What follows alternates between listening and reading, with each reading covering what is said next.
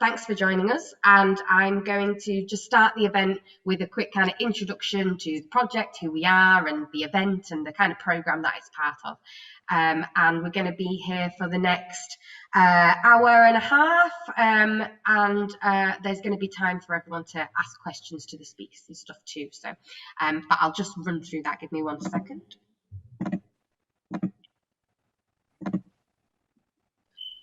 So my name's Amy, and I'm the programme manager at Newington Green Meetinghouse. If you don't know the building, this is what it looks like, and we're on the borders of Hackney and Islington. And it's an old church building. It's been here for over 300 years, with a radical history. So not only has it been a place where Mary Wollstonecraft, who's kind of known as being Britain's first feminist, came to, because she was encouraged by the kind of radical community there, but it's also a place where people who wanted to kind of change the world, do things differently, challenge the government, the legal system at the time, they have kind of come as a place, whether that was kind of politically or religiously. And so on that kind of theme of changing the world, making the world a fairer place, we do all sorts of different kind of programmes and events. And this series is all about kind of working classness. So the Common People programme, through exhibitions, through photography, through online events, through in-person events, we're kind of looking at what it means to be working class today in our area. Does that even exist? Should we use another word? And so the speakers today are going to be talking about their lived experience of kind of working classness, and also just their thoughts, perhaps a little bit of research too that they're going to share about kind of the different kind of varieties of working classness. So just a couple of admin logistics things here. I'm sure you all are zoomed out anyway, and you know how to use this, but we are going to record this, and we haven't decided what we're going to do with the recording, but it's going to be one of two things. It will either be stripped and just audio, and it will be released on Spotify, or we will release it and put the whole video on our YouTube channel. If you don't want to be part of the recording, then if you hover over your name, left click, you can make it anonymous, just change the name, and you can turn your video off. On or off is fine for this event, it's up to you. And that way you won't be recorded on the recording. We're going to ask you to mute yourself until you would like to speak. And if you're an audience member, then that's going to be at the end. The last 20 minutes or so is going to be questions. You can ask the speakers yourself, or you can just type it in the chat. There is live transcription, and to turn that on, you hover near the bottom menu and press the CC live transcription button. And it's not always totally accurate, but it's not bad. And just to say that we don't tolerate any exclusionary language. New Unity is radically inclusive, or tries to be as much as possible. And so we just want to make this a safe space for everyone. I haven't introduced you, Mercedes. Do you want to introduce yourself? Hi, so I'm basically working with Amy. We kind of work together on this project. Assisting, I guess, in some ways. So Amy will leave at about 7, around that time, just to set up another event that we're doing in like an hour. So I'll be hosting from then on. So yeah, hi. Amazing. I think we should start. So we actually had a speaker, unfortunately, had to drop out through illness. So we are going to start with Lil, and then we were going to hear from Chelsea, but we're going to go straight to Simon, if that's okay. And then Joe, and then Veronica, who is yet to join the call, but she's working, so she can't join till a little bit later on. So is that all right if we go through to you, Lil? Yeah, sure. Can everyone hear me? Yeah. Cool. All right. My name is Lil Warren, and I am from the East End of London. That is quite a weighted statement if you're a Londoner. So it's not East London, it's the East End of London, which is Bethnal Green and Stepney. And I was brought up there, but my mum did not want me to go to school there. Because she thought that it was too rough. They were really skint. My dad was an artist, my mum worked in offices and did stuff like that. I don't know how she did it to this day, but she sent us to a school where we didn't live. Now, that was problematic because it meant that me and my sister were a little bit othered because we had a different uniform. But it also meant that we learned, we got exposed to subjects like we did French at primary school and stuff like that. So we had a really good start. Thank you, Mummy. We obviously balls that up almost immediately when we went to secondary school.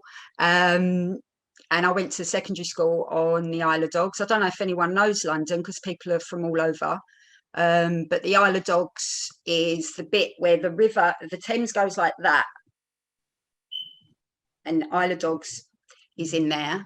So again, although I was in my community and people spoke like me, I was always an outsider there because I wasn't from the island. And I remember I later went into theatre when I was about 17, and the first person I had interaction with was from the East End as well. And he said that was the perfect education for someone who wanted to be a writer, because I was always on the outside.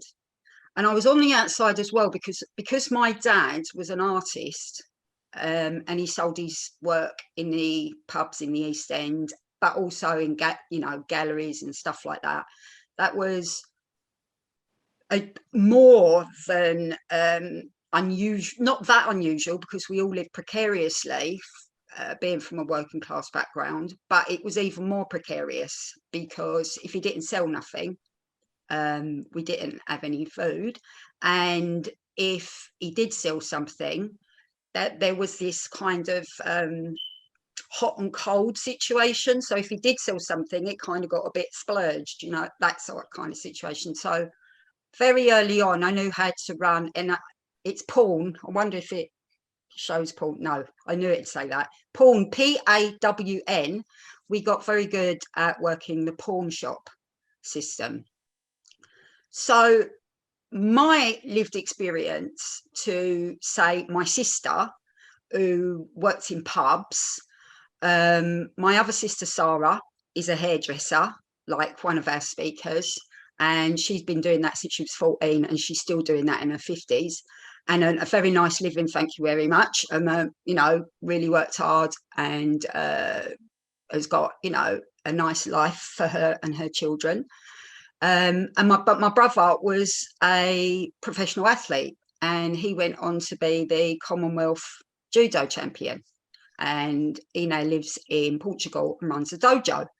So because we had this kind of stranger home life, and because my dad was an artist, his point of view was much more open. He was much more accepting of people. He was very curious about life outside the East End, even though he was very much of his background vis-a-vis his wit, his sense of style, and I would say his quickness and his intelligence. We had a slightly different viewpoint when we went out into the world of work. So we were already in front, I think, of being kind of socialized outside our class.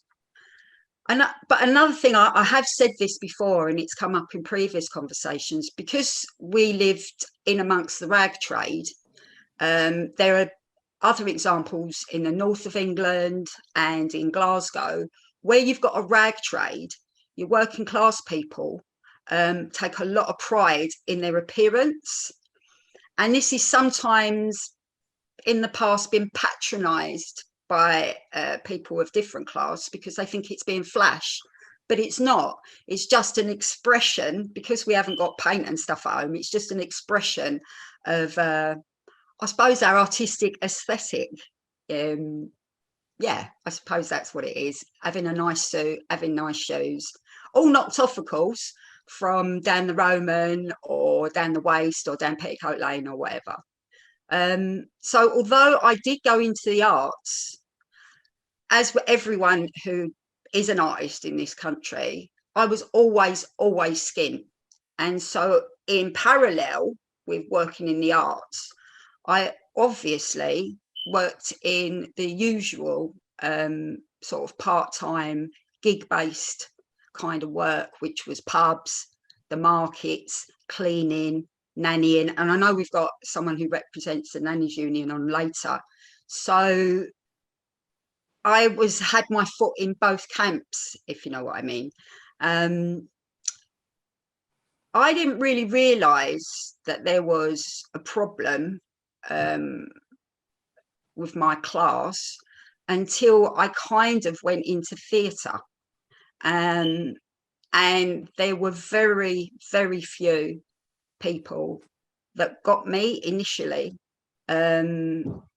This is a word you probably hear aimed particularly at gobby women, but yeah, I was aggressive, I was cheeky, I had a chip on my shoulder and all of that. And I think I did, because if I went to be in a show or I was trying to produce a show, I had to do that on top of a day job, and it was exhausting. And so people wouldn't understand why you weren't quite on it, or you're a little bit short because you're knackered and stuff like that.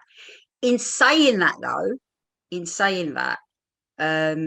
because I was from the East End, it's always, that part of London, because it's near the docks, has always had a very rich community. So I think, I mean, there may be some Liverpudlians on here that will disagree with me, but I think Cockneys are first-rate working class wits, and I think it stood me in good stead, because if I couldn't use language that, like we've said on here, exclusive language. I couldn't use language that I heard at home, that I heard at work, that I heard in factories, warehouses and stuff like that in a theatre environment.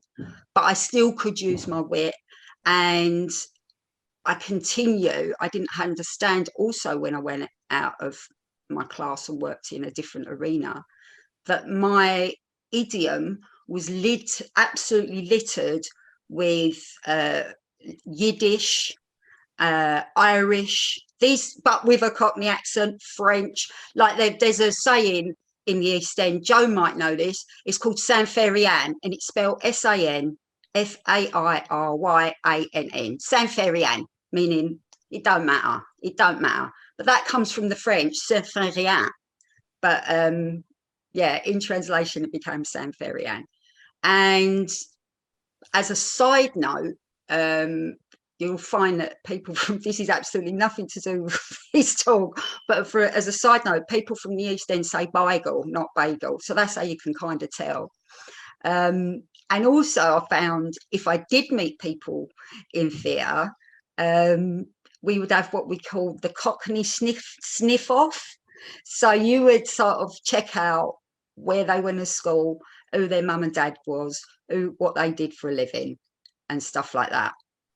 But when I did come into contact with other people from a working class background, they would get quite shirty if I said, oh, you're working class like me. They go, no, I'm not, I'm an artist. There is no class in art. And that's a statement I kind of agree with for the individual. But as a group, I don't know if that's true. And that's one of the challenges. Oh, here's Dan. That's one of the challenges, I think, of trying to find your place within whatever arts arena you want to be in as a working class artist. I think it's much less of a problem in the film game, I find. That's way more democratic. And I suppose because that is possibly very practical, and it's to do with machinery like cameras, lights and sound as well. So those things have got to be right. But on a set, you'll find that those people are usually sons and daughters of cab drivers, and the director is normally the son or daughter of another director, writer or whatever. But things are changing. There's loads of different film festivals that encourage access and try and remove the barriers to people from different backgrounds to make films and produce art and stuff like that. So because I've been quite a lot involved with the season that Amy and Mercedes have organised, I have found myself repeating myself. So these issues of me being I don't know, resentful, perhaps, still sort of, there's a kind of underlying resentment that I'm at this age, I'm only just getting it right, and it's taken me like 35 years to kind of understand the game. Before, I thought it was a war, and it is in a way it can be a class war in the arts world, but I now understand it's a game, and I now am engaging with that game, and I'm playing that game. But because I've got to this age, I can't change too much. You really can't teach an old dog too many new tricks. So, as I say, problem sometimes not a problem. We were talking earlier and Simon said, you know, it's a very fuzzy term now, working class. But I was taught always by my mother and by my grandmother and by my great-grandmothers to be proud of being working class, because we are the backbone. We are the ones that make the social infrastructure, the buildings, the roads. We all make that. Our class make that, so other people can get from A to B, and we should be proud of that. And so I think that's where this new interest in targeting working class voices, which there was a lot of that going on in the 70s and 80s, and then it kind of drifted off as how we target who we want to engage in art, culture and community events changes as the fashion or the interests of the grant givers changes. I'm really pleased that it's had a resurgence, but it is a different fight now. And there was an event earlier today, and there were some working class poets in the room, and they read their poetry. And then we went over to Newington Green and had a convo and a fag and a cup of tea. Excuse me while I just grab a little cup of tea, actually. And we were saying what we want to see happen is that identity, people's different identities and how they fit or how they feel they're fit is acknowledged, but that we encourage that within those differences we stand shoulder to shoulder, because it is in the interests of them that be that we do fracture and become smaller and smaller groups. And I think we've maybe as a class, because it's changed, because people's expectations of life are different. Before, you had to kind of know your place and your job was valuable, and you were in that job from 14 till the day you retired, and then you were lucky if you had 5 years retirement and then you died. So now our expectations of what our life looks like and the lives of our children's and the expectations of what they put in their mouths and what they put on their back is very different. But we shouldn't take, my personal view is we shouldn't take our eye off the ball, and division is not the same as difference. So yeah, that's how I feel about how the differences of feeling working class have changed from when I was growing up in the 70s. There's a really sad statistic actually, that the amount of people who have a lived experience in the justice system, for instance, a lot of them are dyslexic. Now that seems a really simple statement. A lot of them are dyslexic. But if we want to have any change, I think we have to be a little bit more like Finland. And I think the biggest problem in this country is public schools.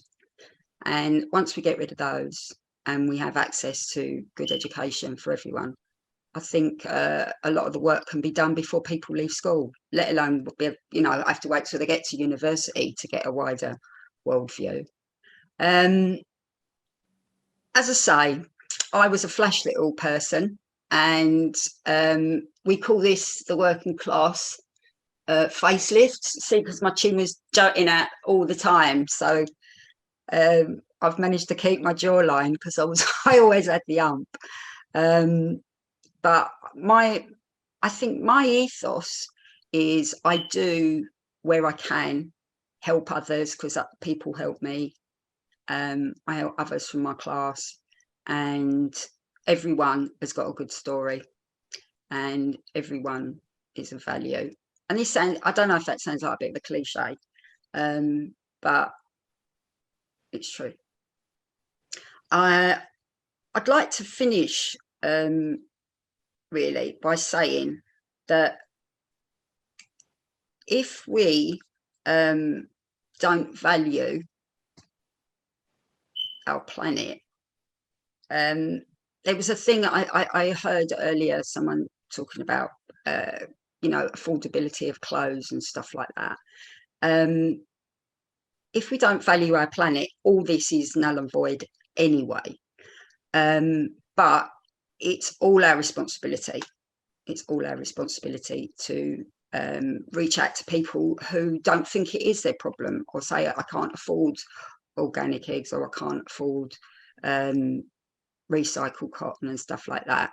No, you don't have to go and buy secondhand stuff. And if we could just get back to supporting people like the workers at Amazon, and boycott them for just one day. I think we need to use our voices a wee bit more. We've kind of lost our place a little bit, I think, and been sidetracked by our new toys. God, do I sound like a grumpy old woman, Amy? I really, really do. But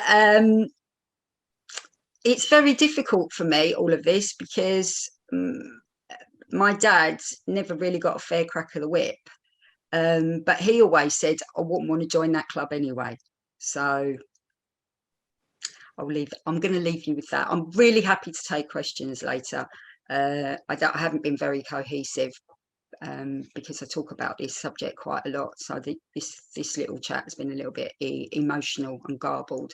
So my apologies.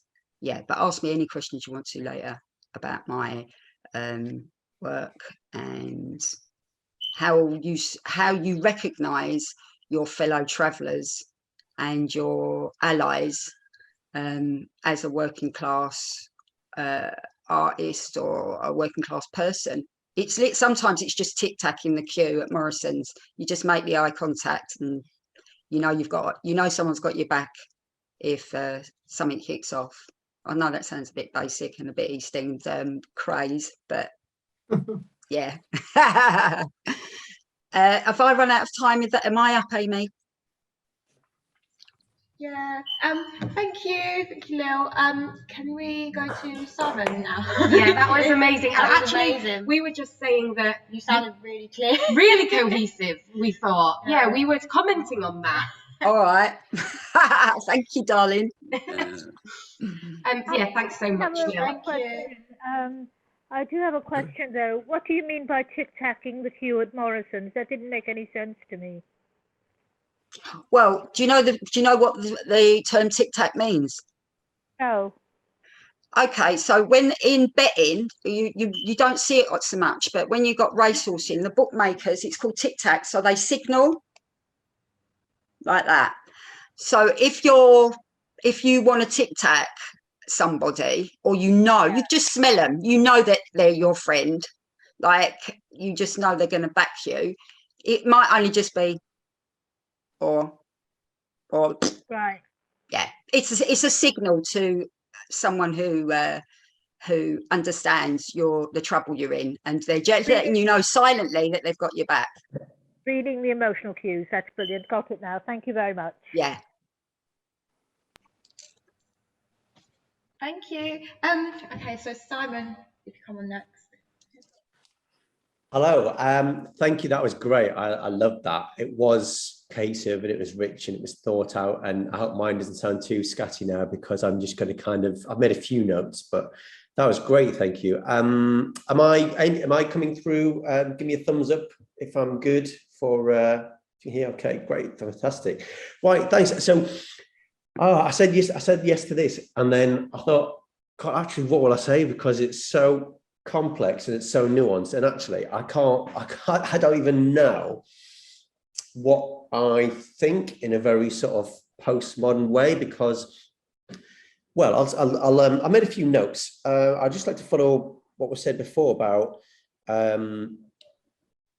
let's talk about class, but let's also not let it be used as a dividing tool. I do feel like this year, some people in the culture wars kind of made out that if you're white working class, or you couldn't be in favour of Black Lives Matters. And if you listen to people like Carla speak very well on these subjects, it's about power, it's about structures of power, it's about economics, it's about maintaining vested interests, it's about keeping certain people in certain positions of power and other people outside of that. So when Black Lives Matter was happening, I felt like I could totally get where they were coming from, because, you know, if the difference between how the police treat you in one part of town and another is very different. And it's maybe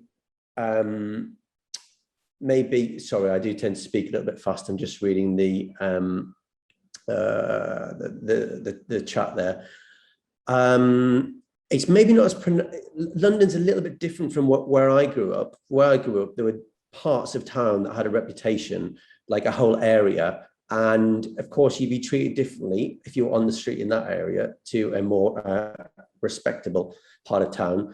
So class, I think you can't separate it from race and gender, because for me it's about power, and it's a difficult thing to put your finger on, and yet at the same time I feel like it very definitely clearly exists.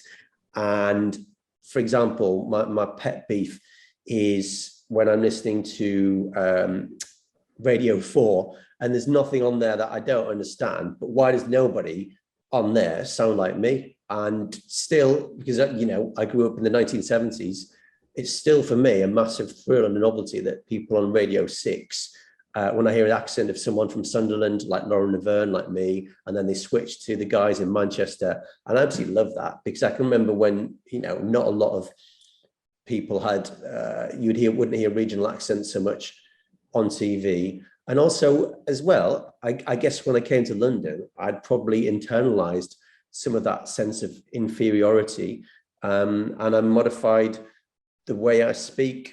And partly also because I was working with tourists and I had to, but you know, there were codes, and this is where it gets really complex, because some of those codes I feel are imposed, and some of those codes are self-imposed. So, for example, I'm sure I've had more anxiety about being perceived as not as intelligent because of my accent than I've actually come across.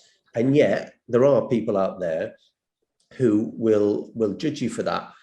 And I feel so ambivalent about class, because on the one hand, there are things that I love about where I grew up, and then there are things that I'm glad to get away from, you know. I was brought up in somewhere that is now very Brexit voting. Well, I mean, when they say very, I mean, none of it's massive, is it? It's never like 90% or 10%, but relative to the rest of the country, voted quite strongly for Brexit. And now I love living in a hyper diverse part of Hackney with people. I'm multilingual myself, and I live with people from all over. And I love being surrounded by people of all types and hues, because I'm fascinated by them. And yet, again, the ambivalence, I understand what it is to when I grew up in the Northeast, we looked at the government in London, the Tory government again, And it was like we were being ruled by aliens, you know. We had the miners' strike, we were the enemy within. For me, it was even more of a split, or more complex, because my father was a policeman, my grandfather was a miner, my mother was a nurse, my uncle worked in the shipyards.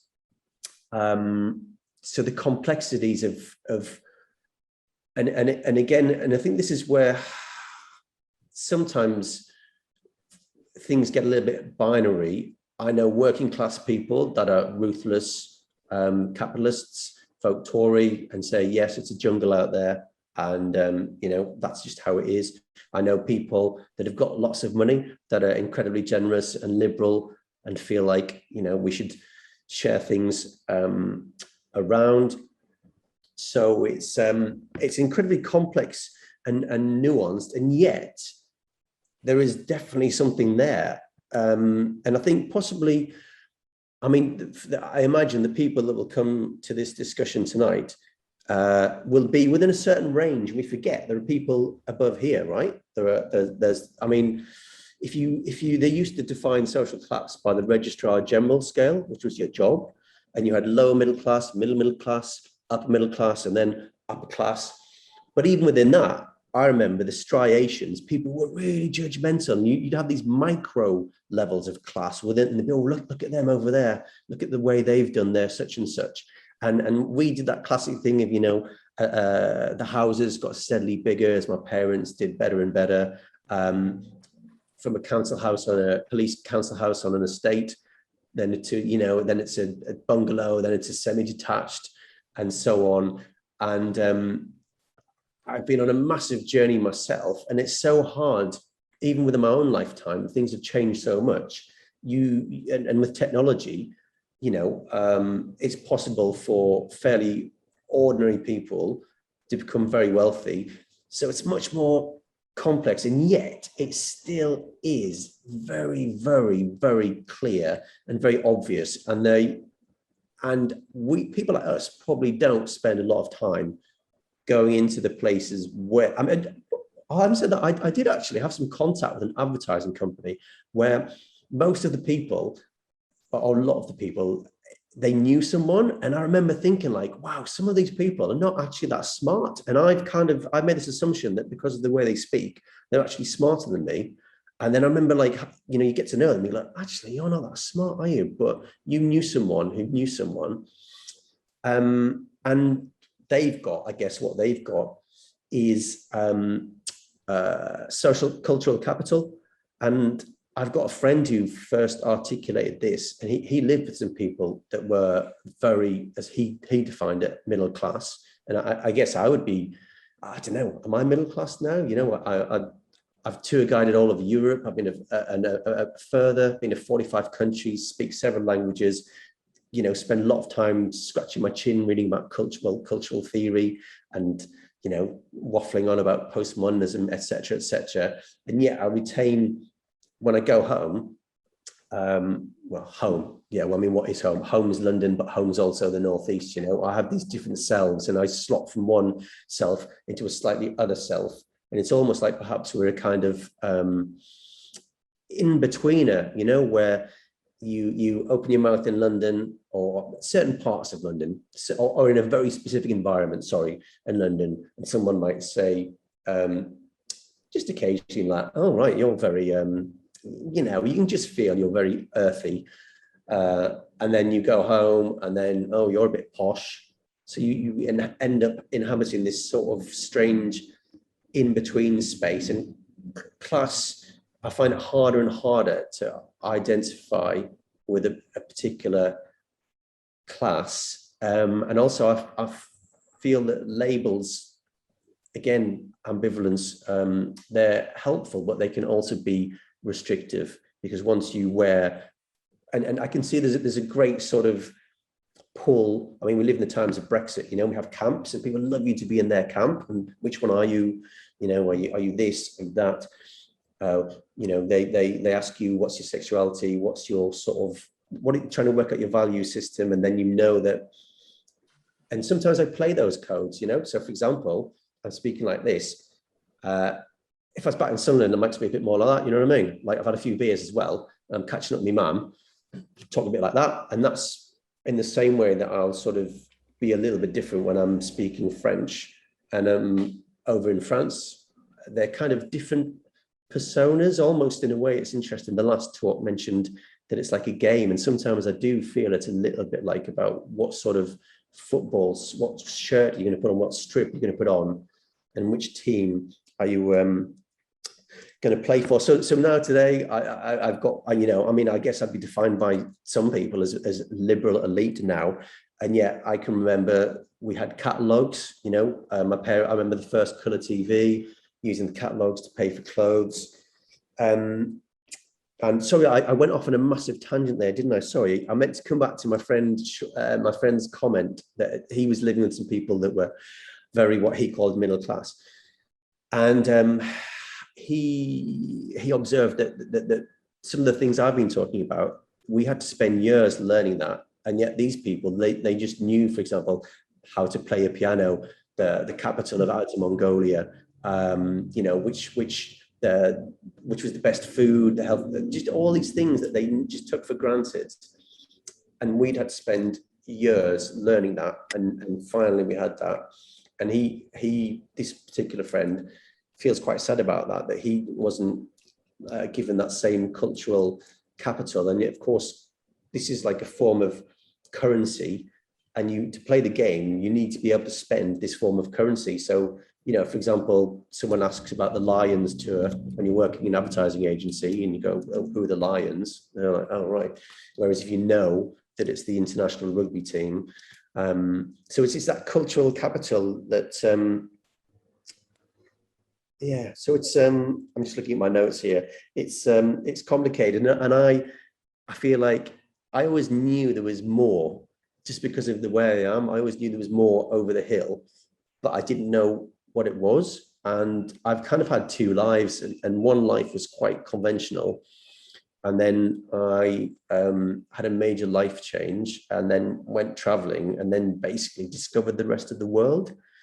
And if you're born into a certain environment, then that's just naturally presented to you. You know, oh yeah, well, everyone spends a year in Australia, don't they? Everyone goes on safari in Kenya at some point, don't they? You know, that sort of thing. And this world of possibilities opened up. And I feel very sad in this time of Brexit that a version of me now in the same position might not be exposed to those ideas of like, well, maybe you could go and live abroad and maybe you could do, and there's a whole world out there. And I feel like there's almost this turning in. And in some ways, class, I feel like I mean, this is Newington Green Meetinghouse, right? Mary Wollstonecraft was a great exponent of Enlightenment ideals, right? And yet I feel there's a backlash at the moment culturally against Enlightenment, and people want simple ideas. And so there's a temptation, I think, to get back into our trenches and where these identities really strongly. I'm Remain, I'm Leave, I'm you know, middle class, I'm working class. And I think we have to be, whilst acknowledging that there are some very definite power structures in place that, as was said before, they can be used to isolate and divide. And as was said before, dividing people is a great way to control them. So I guess to finish off, I'll say that, yeah, I'm very ambivalent about it. And yes, let's keep talking about it. And the genie's out of the box now, right? Intersectionality, we realize that life is incredibly complex and there are many ways to be in the world. So yeah, let's keep talking about class, but let's use it in an expansive way, and maybe a way that liberates us and opens doors and opens opportunities, and rather than becoming a tool for retrenchment. So I hope that was useful. So that's me. Thanks so much, Simon. Eloquent as ever. And if you're not familiar with Simon's work, Simon goes under Hackney Tours, and that is not just tours, it's all sorts of different research and creative projects and things like that. That's what we were just chatting about, that you're a bit of a do a bit of everything. And thank you for that. I think that kind of mixedy uppy kind of feeling of not being that in-betweener that you said is something that I think resonates with us, and it's something that we've spoken about before, you know, not fitting in there and then not quite fitting in there. And we were also saying that a lot of the backlash we faced or experienced wasn't so much from those new communities that weren't working class. Actually, it was from those working class communities of, you know, feeling like, oh, you've put on airs and graces all of a sudden, and oh, you've moved to London, and who does she think she is, you know, and all that kind of stuff. So that was really interesting. Thank you so much. Thank you. I think that we are going to Joe next. Let me just check. Yeah, Joe, are you ready? Is that okay with you? I'm ready. Can you hear me? I can. 1 second. Go ahead. Hi, well, I'm Jo Sutherland, and first of all, thank you so much for inviting me. It's really a pleasure. Also, it's so fascinating to listen to the speakers previously. I'm not just saying that, it really genuinely is. And the trouble, of course, is that when you're the third one on the list, you hear all of these amazing ideas, and it's like a catalyst. You think, oh my God, and I should have said this and I should have said that. So what I'm going to try and do is I'm going to just try and be quite honest and tell you a little bit about my bizarre life, and hopefully not too bizarre, and let you kind of maybe work things out yourself or draw whatever conclusions you would like to. So with your permission, that's what I'd like to do. So I'm Jo Sutherland, and I was born to a mother and father who came from council estate. My grandfather and grandmother were in a council flat in Camden. My grandfather originally was from East London. I was born in Stamford Hill, but my parents were at the time when there was really an opportunity through education to sort of change your horizons, and they took it with both hands. And I think that was a golden opportunity that probably doesn't even exist for people of a similar age today. Now, I'm going to begin my story in a way, I think, at nursery school.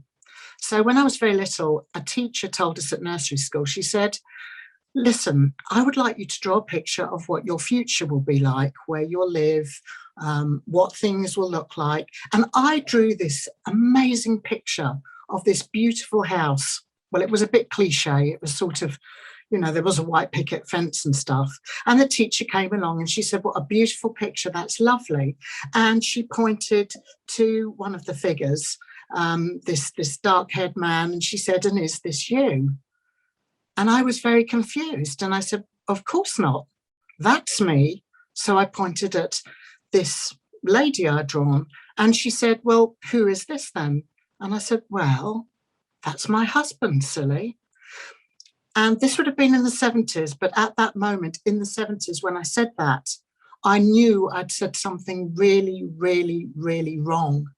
And the teacher, you know, my picture was taken off me, I didn't see it, and worried letters were sent home to my parents. So I started off feeling a little bit confused, I suppose, thinking I was one thing, but then, you know, feeling that perhaps I didn't quite fit. And I went to my school, and that was Hendon Comprehensive. And when I was there, things didn't particularly get any better for me.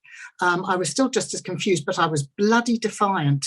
And so I did start wearing makeup, and I started looking probably quite strange to a lot of people. And I had this strong feeling that nobody really could see me for who I was. I wasn't really bullied because I was so vicious that if you ever tried to bully me, I would always fight back. But right at the end of Hendon School, before we were leaving and before we were going to go on to our walks of life, and for me, my walk of life was going to be trained to be a hairdresser, very well trained at Vidal Sassoon. I was very lucky to get in there. We went to the end of school disco, and the heartthrob of Hendon School at that time was also my chief tormentor. And he was about to join the Navy. The kids who were the sort of posher kids, the better educated kids, were going off to university, sixth form and university. And then I was going to go down to be a hairdresser. And at the end of this disco, he came up to me and he said, I'm joining the Navy. We'll never see each other again. And I was quite pleased. I said, good. And he said, look, I know what the problem is here. You're not really a boy, are you? And I was shocked, because for the first time ever, it was like somebody could actually see me for what I was.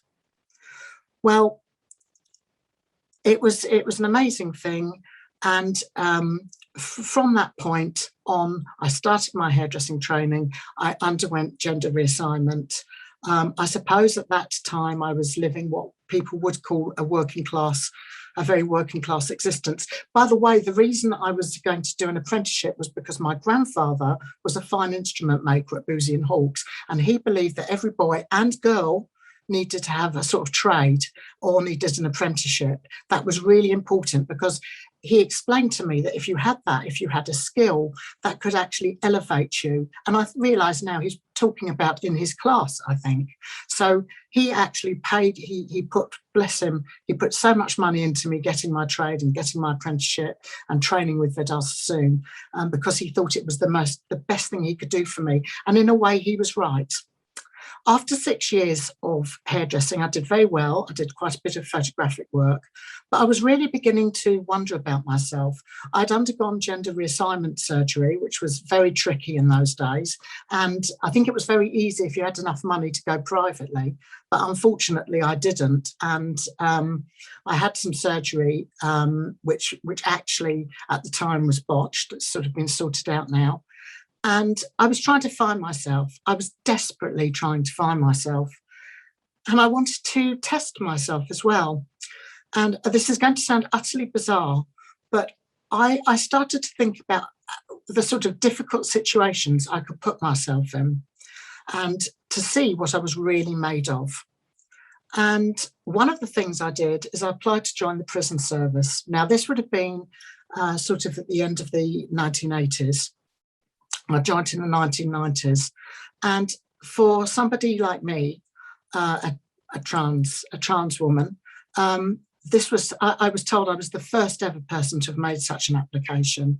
And after a number of tests, and I had to have quite a few interviews, I was accepted, and I started working at Pentonville Prison down on the Caledonian Road, and I started working with adults. And I stayed with the prison service for some time. Now, working for the prison service might sound absolutely dreadful. I should state, actually, I was working in the male prison service as a female officer. And people always say, wasn't that terribly dangerous? And it's true, it might have been, and nobody was really quite sure. But actually, I managed it without any difficulty.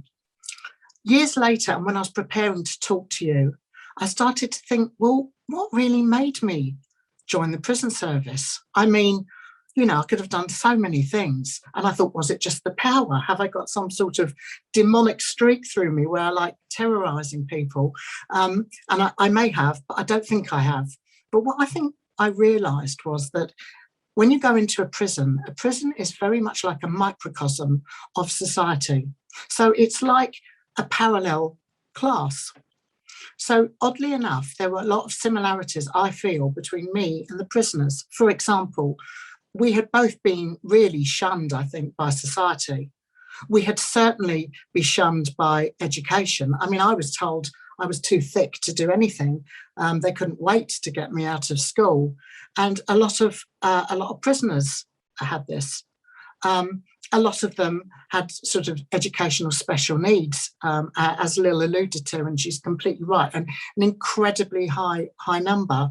I had, you know, a mild form of dyslexia myself, but all of these things seem to be similar. Now, the funny thing is that although society shuns prisoners, I have this feeling that when you're in prison, you actually have, whether you be an officer or an inmate, I think you actually, oddly enough, have an opportunity to shine.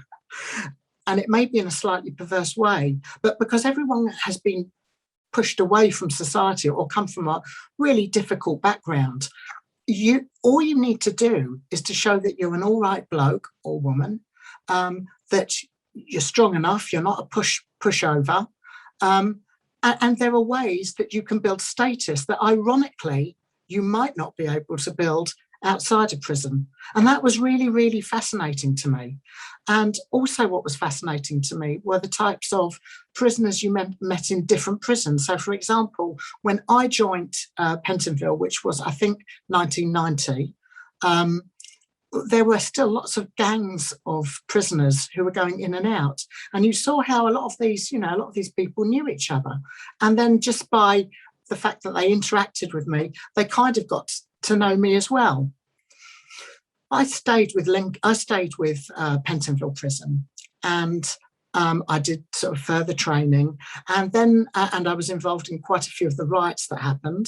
I was very, very young, but there was a lot of difficulties with riots in prisons at the time. Strangeways being my first introduction to the prison service, which was probably one of the worst prison riots ever. And I then moved to Lincoln, and then I moved to the northeast to a place called Homehouse, which is in Middlesbrough.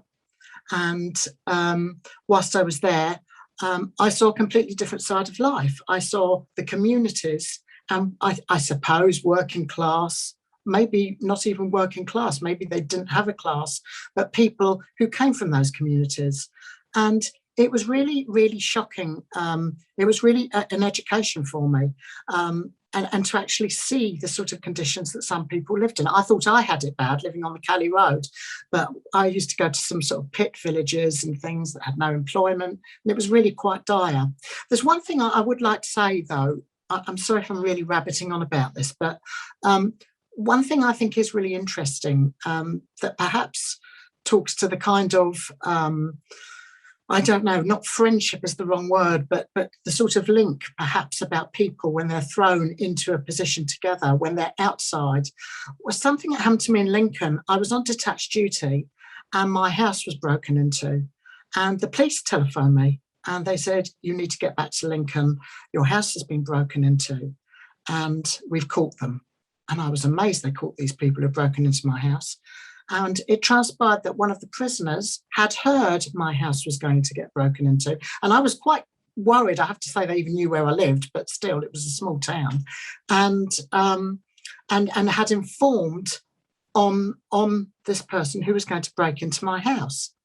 And I thought that was remarkable. And that's when I was saying that if you show that you're fair, you show you're all right, you show you won't be messed around, it's funny. But I think, you get this kind of camaraderie.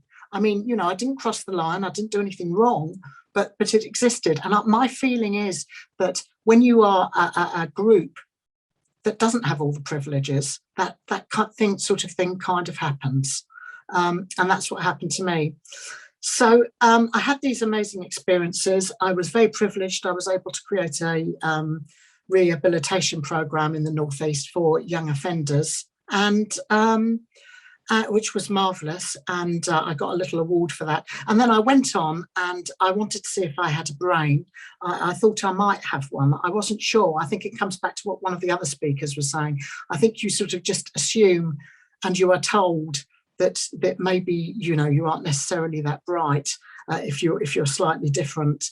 And I went on and eventually I took a law degree, and then I read for the bar. And I became a member of the Inner Temple. And I think this was really interesting for me because it was when I was trained as a barrister that I think I really, really became aware of the class system and the barriers of a class system. And I think Simon said, and I think he's right, it is quite a nebulous term. You don't know quite where it begins and where it ends. But there was definitely a set of connectors which helped you if you came from a certain group of people. So just as the tic-tacking that Lil talks about in Morrison's, it's really funny, but when you're in a chambers meeting, or when you're at the inner temple dining or whatever you're doing, there is also tic-tacking going on there. And it's amazing how very specifically and quickly people seem to be able to put you into a box and determine who's one of their own. And that was something that I very, very, very much noticed. I went through my training. I got very good grades and all the other things that was required of me, but I was not able to get a pupillage.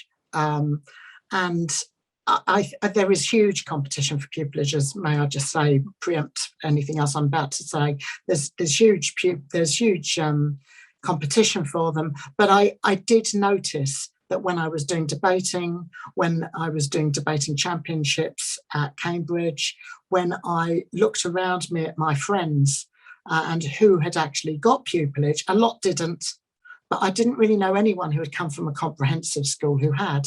And when I was actually doing some debating competitions down at Cambridge, I actually was asking around and there was nobody who came from a comprehensive school there at all. There were some grammar schools, which they called state schools, which I didn't quite understand to begin with, but that's a mistake on my part.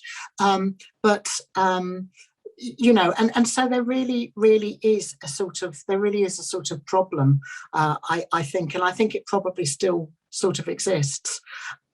I mean, the other thing I would just like to say is that just the term class and working class or middle class or whatever definition you want to use, to me, one of the things that kind of worries me a little bit is that somehow we seem to live in a culture where, because that term is nebulous, nobody defines themselves necessarily as working class. People who I might have thought were working class by virtue of what they have don't necessarily define themselves as that, which I think is a good thing. But I think it's sometimes, I'm probably putting this really clumsily, but I think it sometimes prevents them. It gives them a blind side, because I think I speak to kids sometimes who think anything is possible. And I really, really think anything should be possible for them.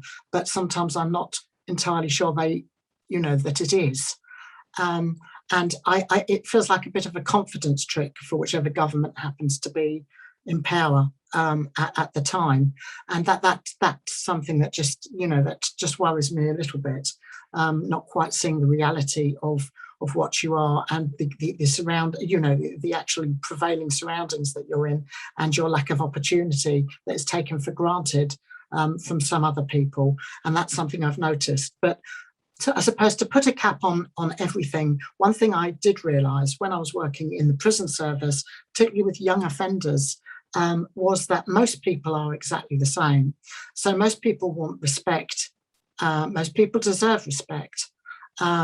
Most people want nice clothes to wear, albeit that they should, of course, be responsibly resourced. And I take the point that Lil quite correctly made about cheap fashion and what it's doing to the planet.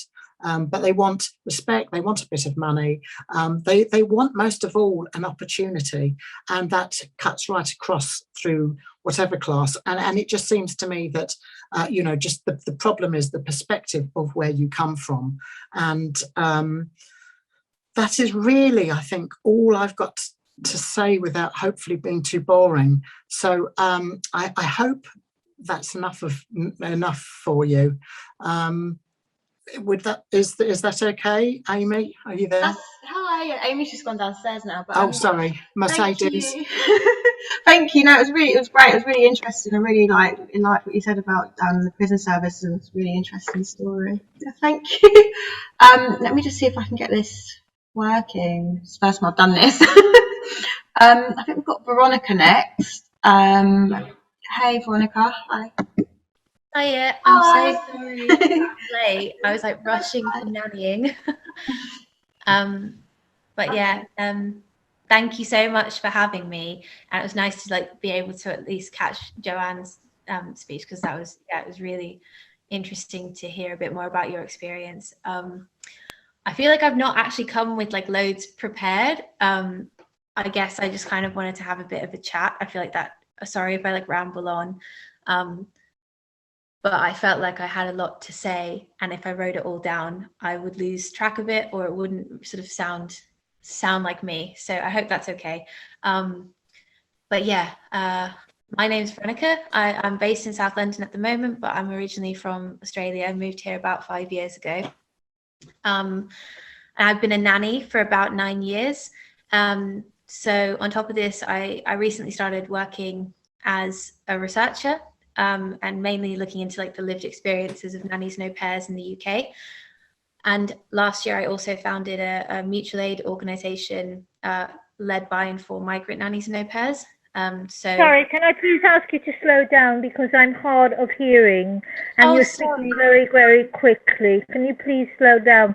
Also, can everyone please mute when they're not speaking, because what happens is Veronica's voice is getting distorted because there's more than one microphone live, and sometimes there's background noise, but I'm really struggling to hear, and I'm trying to read the captions, and the captions don't come up at the same time because you're speaking so quickly. I'm sorry to interrupt. No, not at all. I get told that I speak too quickly a lot, so thank you for pulling me up on it. Yeah, so the Nanny Solidarity Network is a grassroots mutual aid organisation, and we're really focused on building a sense of collective action amongst like migrant nannies and au pairs. So we provide community events and welfare support, employment and immigration advice, and emergency aid. So we do like emergency housing and hardship grants. We initially started in the first lockdown in response to the huge amount of au pairs and nannies who were made homeless. A lot of au pairs were sort of kicked out by families who fled to second homes and things like that. A lot of them were forced to come into work, even when it was unsafe. They weren't able to wear PPE, didn't have any proper risk assessments. We actually had quite a few people who stopped being paid, but were still working. And for a lot of migrant nannies, even if they're here with the right to work, like me, I don't have access to benefits, so I can't lose my job. And a lot of people were in that position. So yeah, we were specifically like looking at campaigning around that. But yeah, I guess I kind of came to nannying because I started this work when I was 15. I moved out quite young. I didn't finish school, and I started nannying and working full time. And I guess I kind of had quite a rough couple of years, and I didn't have a lot of contact with my parents. And sort of what saved me, I guess, was I had a social worker assigned to me when I was 19, which is not the norm. A lot of the time, I guess, from what I've heard from my friends, you tend to get a social worker when you're a minor. I didn't know one turned up then, so I don't know why. But it was part of my requirements to keep getting benefits. And I was really skeptical at the time. I'd had a lot of negative experiences with law enforcement and teachers, and it felt like a lot of the adults in the room letting me down. But actually, my social worker, Jess, ended up being amazing. And she helped me save enough money to move to the UK, which completely changed the trajectory of my life. But yeah, I guess what I'm interested about when Amy told me about this talk was that I guess I really conceptualize class quite differently, because in Australia, we don't have a really clear class structure. There's massive inequality, especially in terms of racial inequality. And where I grew up, it was really multicultural, but often people who were not of Australian ethnicity, people were treated really horribly. So there was, Australia has its own issues, but it really prides itself as a country on not having a very visible class structure. There's this thing called the fair go society they talk about. And it's this idea that everyone has equal opportunities. And that's not the case, but it meant that I kind of didn't grow up with a vocabulary around class and my experiences. And when I came to the UK, I really was able to frame quite a lot of my upbringing and sort of give a name to it. Because it's interesting, sort of what I saw some people writing in the comments, in England, specifically, people will sort of judge you on what you eat and where your holidays are. And I remember when I first got here, someone saying to me oh, it's really posh to take your kids to Centre Parks. And I was like, oh, like you don't have that sort of same those same sort of parameters in Australia, but it means that a lot of the time your experiences of financial precarity or the things that often come along with being working class when you're growing up kind of you don't have a way of expressing them.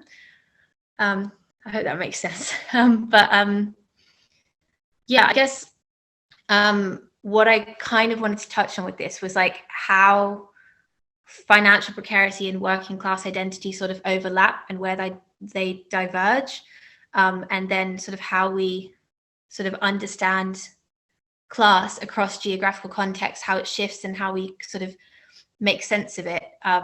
Because also my dad is from the States and he grew up working class, but again, it was sort of framed quite differently. I think there's something particularly British about the way we frame class here.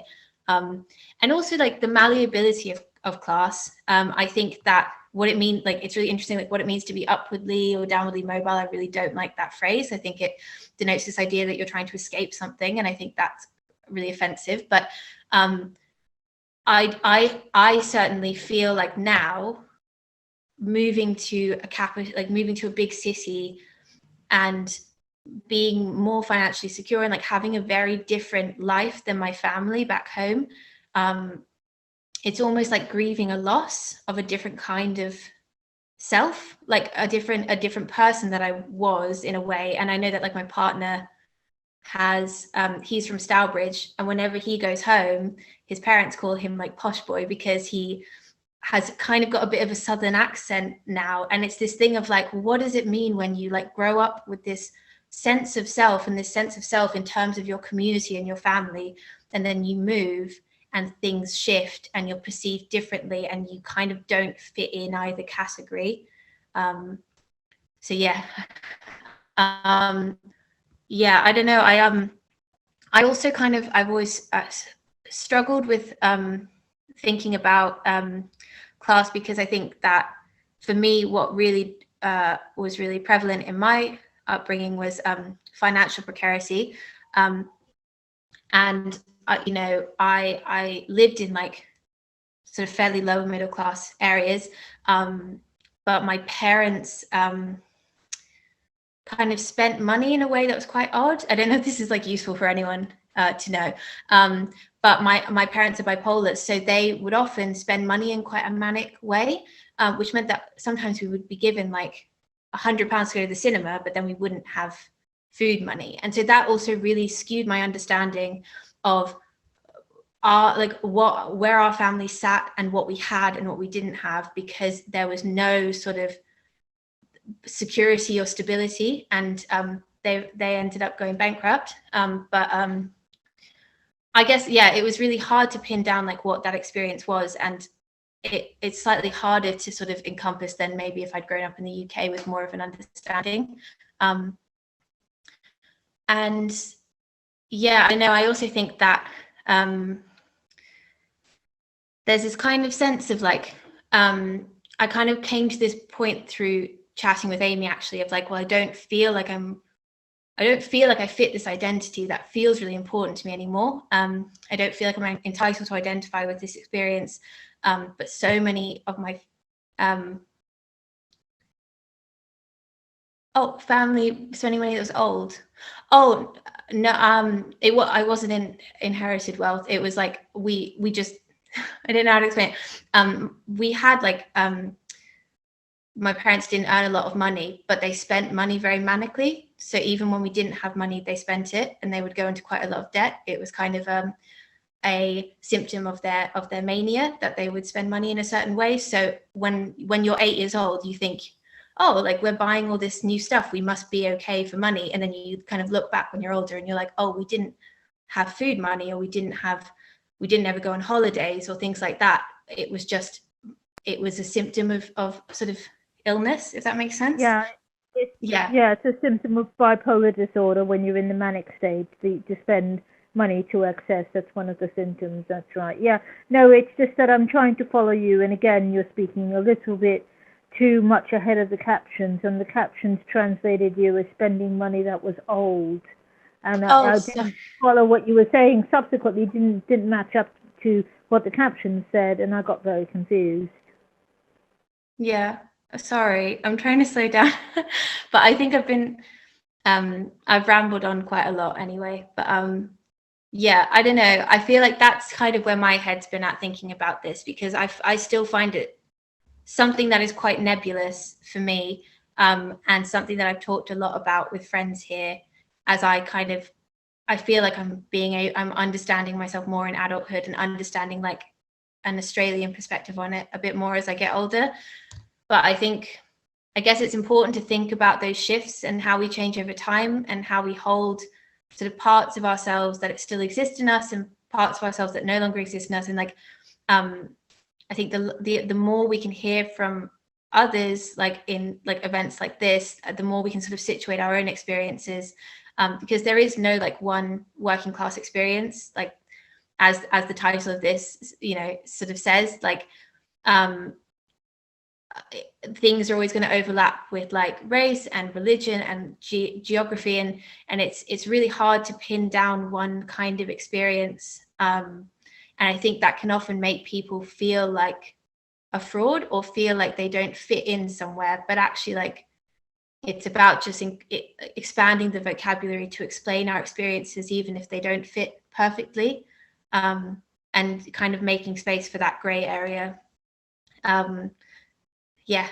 But anyway, I've gone on enough, but thank you very much for listening to me, and I'm sorry if I was too fast.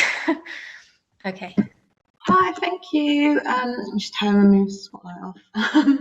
Hi, yeah, that was really great, really interesting. I really liked what you were saying about the British kind of, well, I think this is what you were saying, like British class system being quite like strict and quite defined in some ways, I guess. And about like social mobility, like upwards and downwards, and how I think don't really like it or something. But yeah, it was really great. Has anyone got any questions or anything? I'm really finding it difficult to understand you. Sorry, that was me. Does anyone have any questions to ask? Anyone? No?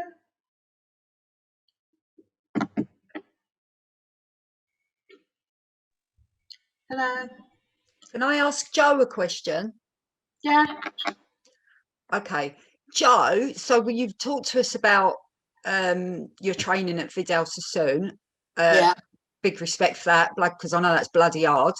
When did you make the transition from working in the prison service? When did you make the decision to move from that, then into law, then into, how did you sort of go back round to working and running your own business as a salon?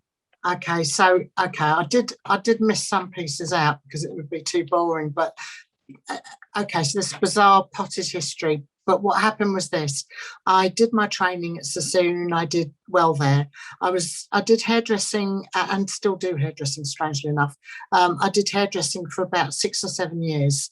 I saw some adverts for prison service, and I went for it. I worked in the prison service for so I started in 1990, and I carried on there, and I became part of an experimental project this sounds so awful, but the government was trying to run a boot camp for young offenders, but it was running it in conjunction with the British Army, and it was a wonderful thing, not because prisoners were double marched everywhere, although actually, to be honest, most of the boys seemed to quite like doing things like that, but because you had a ratio of almost one staff member onto one prisoner, and that's what counts, actually. So it was a bit of an experimental model, and it became an experimental model for 2 reasons. From that model, they started to take prisoners into the army, because before then you couldn't do it if you had a criminal record. They also recruited their first transsexual. I think I don't know if she was recruited as an officer, and all I was told was they were keeping their eye on me to see how integration could happen. Anyhow, so I did that, and I was going to go back to the service. And I saw there was another opportunity, and I'd been working like mad in the prison service to better my educational qualifications, because I had absolutely none when I left school. And I used to go along, and this lovely teacher used to, well, she wasn't lovely, she gave me work to do, but and I didn't like teachers, to be honest, but she gave me all this work, and there was this opportunity that said you could do an engineering degree, and you wouldn't have to have your A-levels, providing you could take an exam. So I took the exam fully expecting to fail it, but I didn't fail it. I passed it. And that meant you could do an full license aircraft engineering training course, which I did. I worked for Monarch Airlines, Monarch Engineering, which is a sister of Monarch Airlines. I know it all sounds nuts. And then we had 9/11, and there was a massive downturn. And quite honestly, okay, I'm going to be very glib, Lil, but you know what I'm like. It wasn't good for my nails, and it wasn't quite. It was really interesting, but it wasn't quite me. And I was really interested in criminal justice. I really was, because of what I'd seen in prison, and because. Sorry, can you please slow down? Because I'm so sorry. 9/11 wasn't good for your nails. Yes, no, that's right. So sorry. Yes, let me make sure I stay nice and slow for you. I do apologise. So what I was saying was that 9/11 happened. The tragedy that was 9/11, and that we're kind of celebrating. And there was a massive downturn in aero engineering, because as you may remember, and I had a choice really about, it seemed like a time for me to choose what to do. But the difference was, this time I had a degree behind me. I had it was actually a license. It's a degree now, but it was the equivalent of a good degree. And I realised I could use this degree, and I could go to law school and do a conversion course. Now, it was very hard for me to go to law school because, as Lil actually said, I didn't have any money behind me. So in order to go to school, I had to go in the evenings, and it's a really hard bloody course doing a postgraduate diploma in law. And luckily for me, L'Oreal, because you're worth it, decided to ask if I would teach for them. And so I would go teaching for L'Oreal in the day and be studying law in the evening, which was really onerous. And then at the end of the law, at the end of my 2-year postgraduate diploma, I did something called the Bar Vocational Course, which qualifies you as a barrister. And the funny thing was that when I was called to the bar, I was called by bloody Michael Howard. And I just say bloody Michael Howard, but I'm sorry, I know that's overtly political of me, but when I was called up to the bar to receive my certificate from him, he had, at the time, I remember him from way back in the prison service, when he was actually a Home Secretary. And I just remembered some of my friends. I remembered what slopping out was like. And I remember some of the conditions. And I remember some of the things that I saw. And some things I saw were brutal. If you cut a boy down at Christmas because he's tried to do away with himself, that's brutal. I also saw kindness, and sorry. So the irony was that he called me to the bar. Now, I tried very hard to get a pupillage, and I wasn't able to do that. It's not unique. Lots of people did it, and I'm not going to say, woe is me, I'm working, I don't come from the top drawer, and I'm a bloody transsexual, and isn't it? I'm not saying that, because a lot of people don't get selected, but my grades were high. I did feel that there was some area of bias, to be honest, and not just for me, for other people who I knew. Who were very, very smart, much smarter than me, but also didn't necessarily come from certain establishments. So I had to earn money. I had a few private ladies, clients who I used to do, God bless their soul, and I still do them. And there was a little shop going near me, and I opened it up. It was tiny, luckily, and the recession had hit, of course. And but luckily, I went into profit quite quickly. and I've just moved that little shop into a much bigger shop, which is much more luxurious. And so I had to, in a way, I had to go back to where I came from. But the best thing that happened was, when I look back, I don't have any regrets really about anything that I did. And I think that my experience in prison was well worth it. I think everyone should have to work in a prison, if you take my meaning. My law training really helped me in so many ways. And I just, and it gave me exposure to so many things. So, for example, I did some work with something called LGAT, which was the Lesbian Gay Asylum Team. And I saw people who were fleeing really terrible persecution. I used to have to do witness statements for them. And I was able to represent people in court, which was really, really amazing. And then the thing that I did, which I'm most proud about, was, which is weird, but I really was proud about, I went off whilst I had my hairdressing school, I went to drama school. And what I'd always wanted to do was acting. And I was actually told that people like you don't do acting. And I went off, and I got, I did quite well. I mean, I got my certificates and things. And of course, I met the lovely Lil there, because of my first ever job was on something called Fine and Dandy at the King's Head, which was directed by the amazing, talented Lil Warren. And so it all kind of worked out well in the end. Although you will hear me moaning constantly. Oh yes, I've just had a note. Dan de Lamotte, he just said, I think I was in that. Dan de Lamotte was in it, very minor role. No, he was absolutely brilliant. So sorry, that's the convoluted story of how I got to where I am now. So amazing. I love that you've done like so much. It's great. Yeah, but you try putting it on a CV. It makes no sense. Yeah, it's so cool. I love that. My mum was my mum did prison, or she was a prison officer for a bit as well. Yeah. She went and did that. Excellent. And, yeah, prison officers are really misunderstood. I mean, you see things like Cell Block H and those sorts of portrayals, and I saw them. But actually, look, there are of course bad apples everywhere.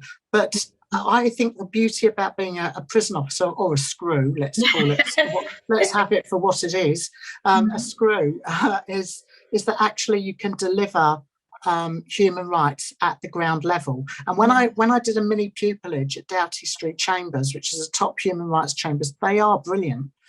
They seemed very obsessed that only some of the other candidates, young, quite upper class, I think, really, barristers, trainee barristers, seemed to think they were the only people who could dispense human rights.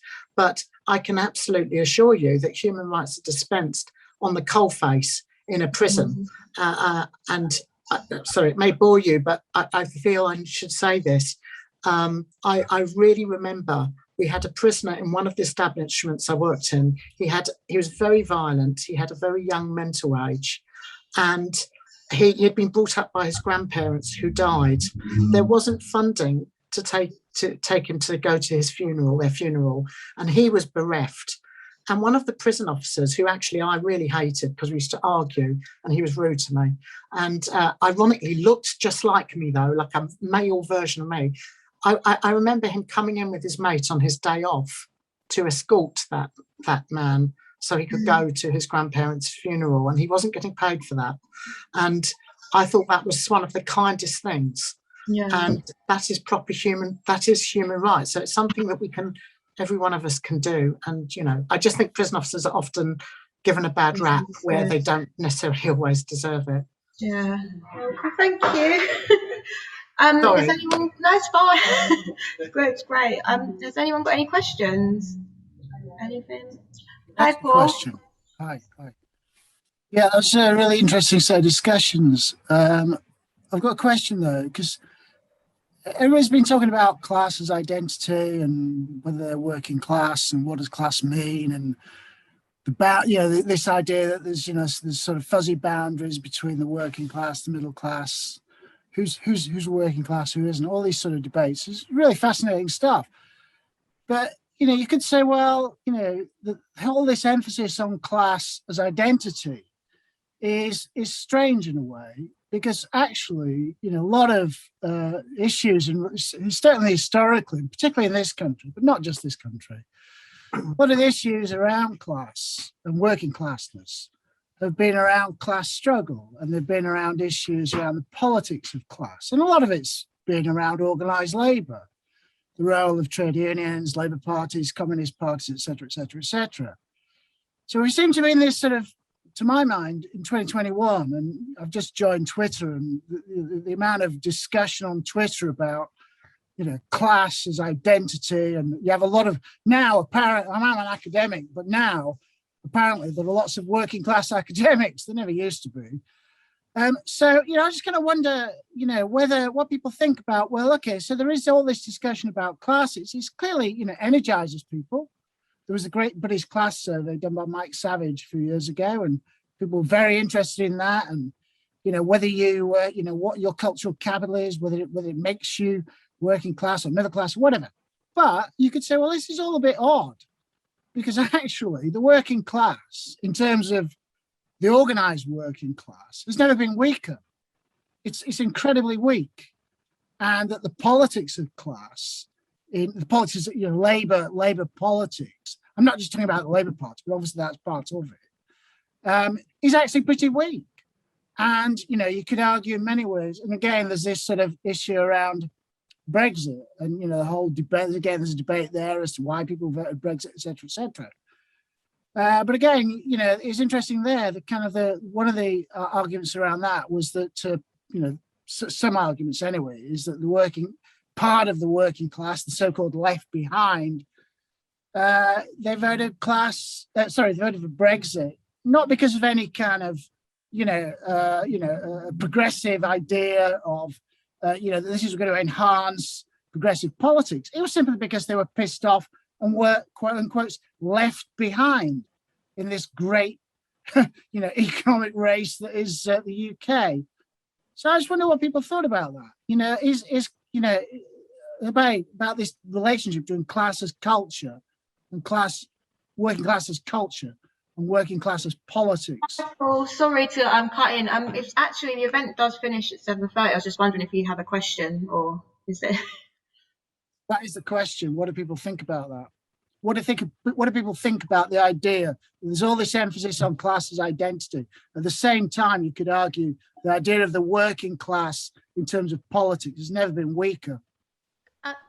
I think, Paul, it depends kind of politically. If you're coming at this from a kind of Marxist view of what class is, and, that's absolutely fine. But I think that, I guess this kind of programme and this particular event, you might subscribe to that, and that's fine. But I think that we were trying to maybe unpick that a little bit and kind of think about, the different experiences of class that you might have. So you might be a woman and working class, or, a person of colour and working class, and things like that. And I guess that's something, and my understanding also is of, Marx didn't kind of get there, but I think there's quite a lot in there that you can read that was kind of he was kind of saying, and there's work to be done there. And someone like Paul Gilroy kind of talks about it from a perspective of like, there's many different experiences of class, and I think with everything things evolve, right? And so I'm not a Marxist. I'm just talking about the historical development of the labour movement in this country, which has been incredibly important in relationship to how working classness has been thought about. And it seems to be then that is very well. I would argue it's incredibly weak now. Veronica, did you want to say something?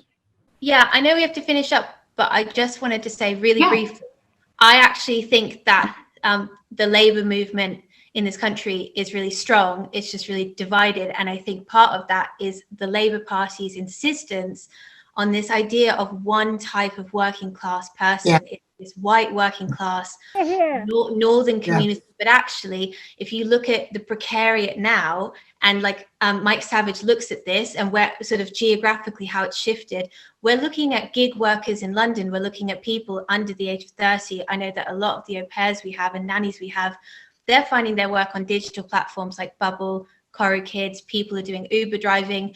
And I think part of Labour's failure now, and I don't want to get too much into this because it makes me too angry, is that there's a sense of we have to win back, we have to win back the red wall. But actually, you're not looking at the new working class, the working class that is in front of you. Because for me now, I think the precariat and the site of Labour struggle is really governed by who owns homes and who doesn't. And actually, a lot of traditionally working class people in the Midlands and in that sort of red wall, they were able to buy their homes at a less volatile time, and that really does change sort of where they lie on the political spectrum. I think we need to be looking to like non-white communities in London, people who are young, are working through gig apps, people who are interning. I think it's just the parameters have really shifted. Yeah. Yeah. Sorry, can I say something just in relation to that? But I'm afraid I don't think I'm going to be able to answer your question. But I mean, what just strikes me is that for me, when you talk about class, it's obviously now extremely an extremely diverse thing, actually, as we've even heard tonight. But for me, when I talk to people, there are other things in terms of how you identify yourself culturally. There seems to be divides relating to youth, but for me, the big divide is whether you have access to opportunity. And actually, oddly enough, that can not neatly fit down the old divide lines that they used to be.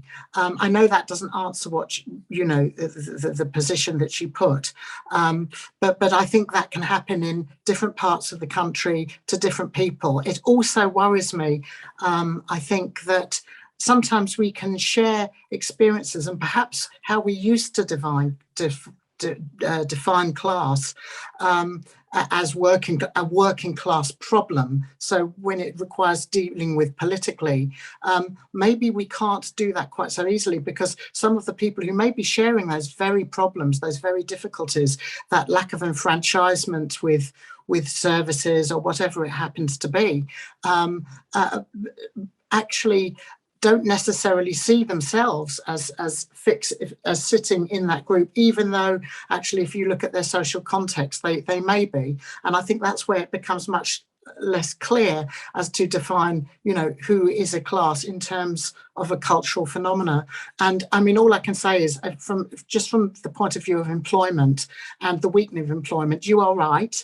I think you're right. I know for a fact that in terms of employment law, over the last few years, there has been a number of enactments by the same government, but the previous incarnation of it, that has actually withdrawn certain rights and laws that protected workers. That is absolutely, definitely true. Maybe, I hope, I live in hope, but I am quite cynical. Maybe, at the moment we're facing chronic shortages. I'm not going to get into the politics of Brexit or anything like that. I just can't.